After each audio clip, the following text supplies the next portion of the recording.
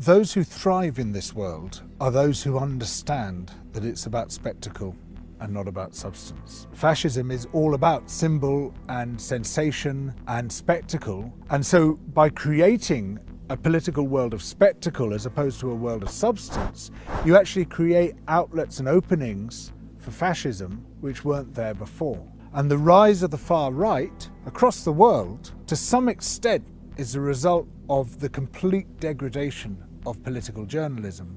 Political journalism should be about the issues that affect our lives, what the policies are, what the ideas are. Every year these get less and less of a look in favour of the personalities, and the more outrageous those personalities, the more coverage they get because they contribute to the spectacle.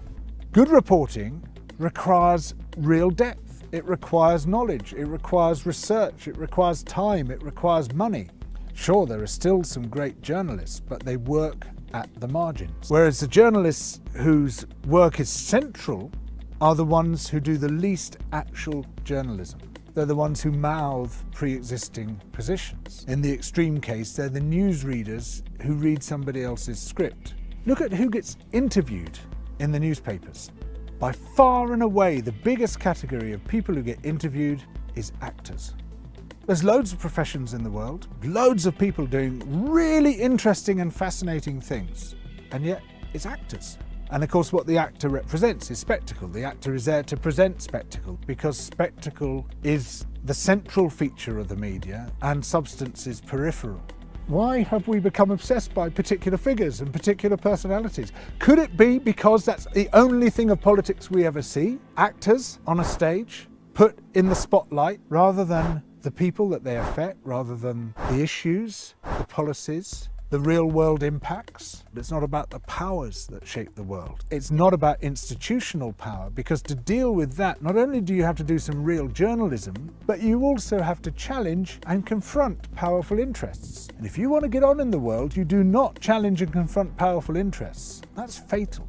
Basically, the media is one big dinner party. The senior figures, they tend to know each other, they tend to have very similar backgrounds, and they think they represent the world. They think they're ordinary Joes and Janes. And then when people ask for something different, when they want a politics which actually represents them, when they take to the streets to complain about the fact that they can't get good jobs, good houses, that the living world is falling apart, that climate breakdown is happening in front of our very eyes, they're treated as irrational, crazy, marginal. Who are these people? How dare they? What are they up to? So you can't report them in a balanced or measured way. You have to see them as some horde, some rabble, behaving in a completely irrational way, even if what they're representing is people's genuine demand for a fairer world than the one we got at the moment. I know this. I've been in this game for 33 years now, and I've gradually become aware of the total detachment of senior media figures from those on whose behalf they claim to speak. It's a chilling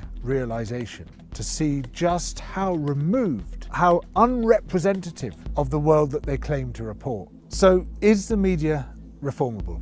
They're constitutionally, institutionally committed to the way they are. And it seems to me that the only effective challenge we can make is to develop and build alternative media. I can think of, it's great. This is exactly the kind of thing we need to do, where we can actually talk about the substantial issues, where we can bring to people's attention the stuff which isn't being said, the stuff which is important and not salient, rather than the stuff that's salient but not important.